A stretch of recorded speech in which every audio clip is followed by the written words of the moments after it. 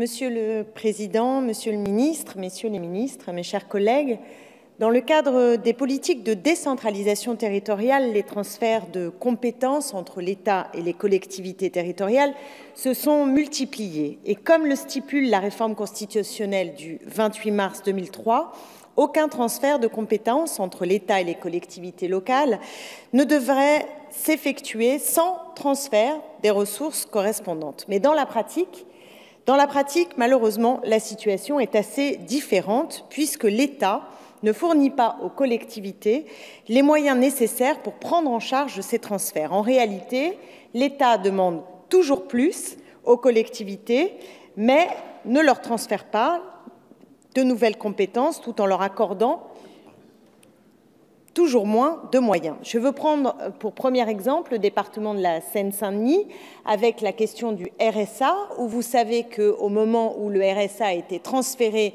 il y a eu un transfert concret de moyens. Et puis les années suivantes, le RSA a explosé, les demandes ont explosé, comme d'autres d'ailleurs allocations, et le reste à charge, eh bien, c'est le département de la Seine-Saint-Denis qui a dû recourir. Et très concrètement, entre le RSA, qui par exemple dans notre département est versé à 100 000 bénéficiaires, vous y ajoutez l'allocation personnalisée d'autonomie, la prestation compensatrice pour le handicap, et nous atteignons cette année 238 millions d'euros de manque à gagner pour 2017 pour le seul département du 93. Nous sommes donc là devant une véritable hypocrisie. Je prendrai un deuxième exemple pour une commune à Tremblay en France.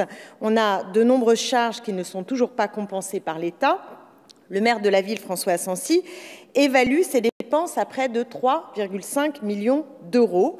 On a donc un désengagement de l'État qui touche pourtant à des domaines qui sont fondamentaux et qui sont régaliens.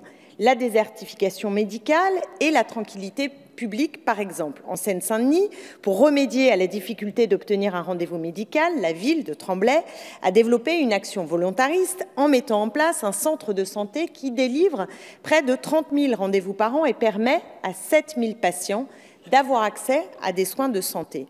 Mais évidemment, c'est l'État qui devrait prendre en charge ces services. De la même manière, depuis 2010, 700 postes de policiers, je parle de la police nationale, ont été supprimés dans notre département et les effets sont certains. Moi, j'ai régulièrement des témoignages, par exemple, de femmes qui appellent pour des violences conjugales et à qui on répond qu'il n'y a pas de véhicule et pas d'agents disponibles, ce qui est un problème grave pour les femmes, mais aussi un problème d'égalité territoriale.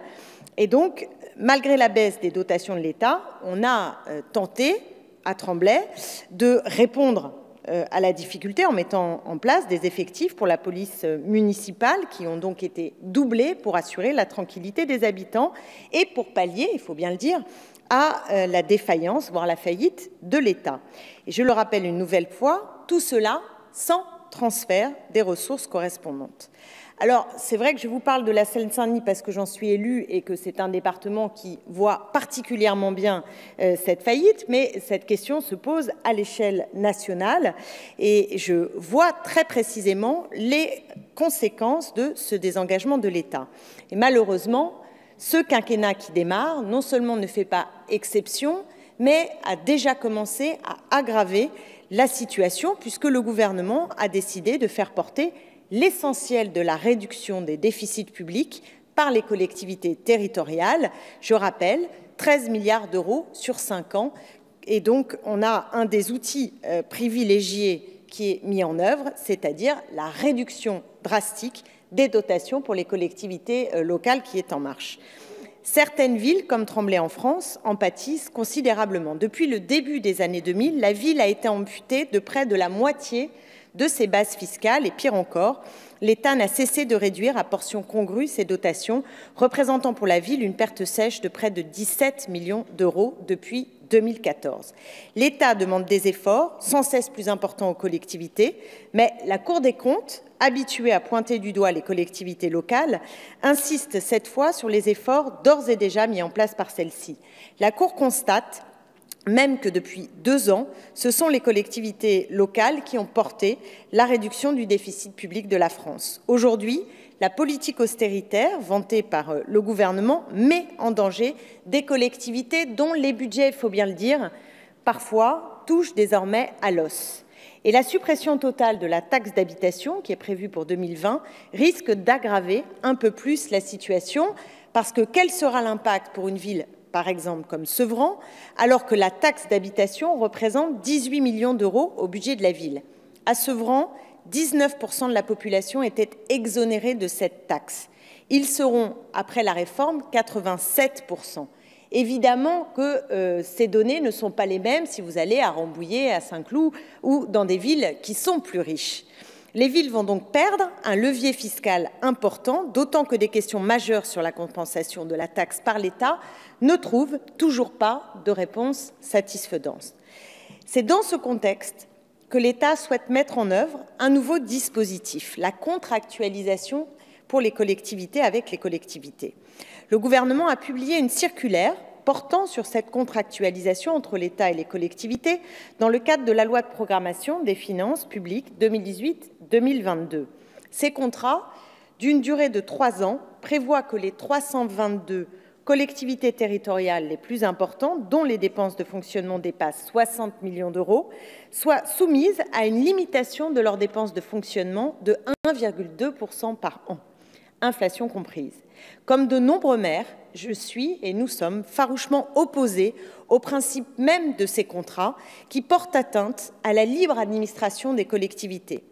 Je sais que de nombreuses collectivités, comme les régions Hauts-de-France et Île-de-France, le département de la Seine-Saint-Denis ou des villes comme Aubervilliers, Montreuil ou Tremblay, sont vent debout contre cette ingérence grossière de l'État qui s'immisce dans la construction souveraine de leur budget.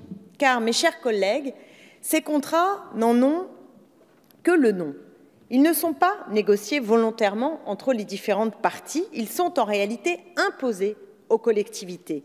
En cas de non-respect de ces contrats, les collectivités seront soumises au paiement de lourdes amendes, qu'elles soient signataires ou non de ces contrats. C'est donc un véritable diktat qui ne prend pas en compte les spécificités de chaque collectivité. En Seine-Saint-Denis, certaines villes se sont développées, connaissant une croissance démographique importante. Et donc cela implique de nouveaux investissements dans des services publics supplémentaires. Les besoins sont croissants et il se trouve que là, vous allez imposer des cures d'austérité et donc une logique budgétaire à des villes qui ne sont pas forcément dans cette logique-là. Comment concilier le financement de dépenses nouvelles et donc de réponse à des besoins nouveaux de nos concitoyens dans un cadre qui est un cadre imposé, un cadre contraint? Je crois vraiment que là, nous marchons sur la tête. Et en réalité, l'État va obliger les communes à investir moins d'argent par habitant. Les élus sont unanimes, ce nouveau coup porté à leur autonomie financière signera une réduction majeure de l'offre de services publics. Les collectivités ainsi mises au pas n'auront désormais plus aucune marge de manœuvre dans la mise en place de politiques publiques progressistes. Le message lancé par votre gouvernement est clair, c'est l'austérité ou le bâton. En cela, ces contrats sont de nature antidémocratique. Ils remettent en cause le choix des citoyens. Leurs représentants ont été pourtant démocratiquement élus pour mettre en place un programme précis et des politiques publiques qu'ils ont choisies. L'État, vous remettez donc en cause cette décision aujourd'hui.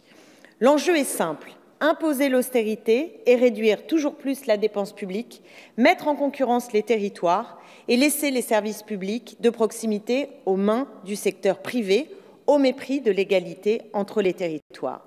Votre gouvernement applique à la lettre la feuille de route de la Commission européenne, hostile à l'existence des communes au profit des métropoles et des superagglomérations. Vous voudriez la mort des communes, que vous ne vous y prendriez pas autrement. Mais les communes sont la fondation même de la démocratie française. C'est pour nos concitoyens la collectivité de la proximité, de l'humain, du social, où ils peuvent encore avoir prise sur l'institution politique. En l'affaiblissant, en la remplaçant par des institutions lointaines, technocratiques, le gouvernement affaiblit considérablement la démocratie. Nos concitoyens perdront là le dernier lien de confiance qu'elle entretient encore avec l'autorité publique.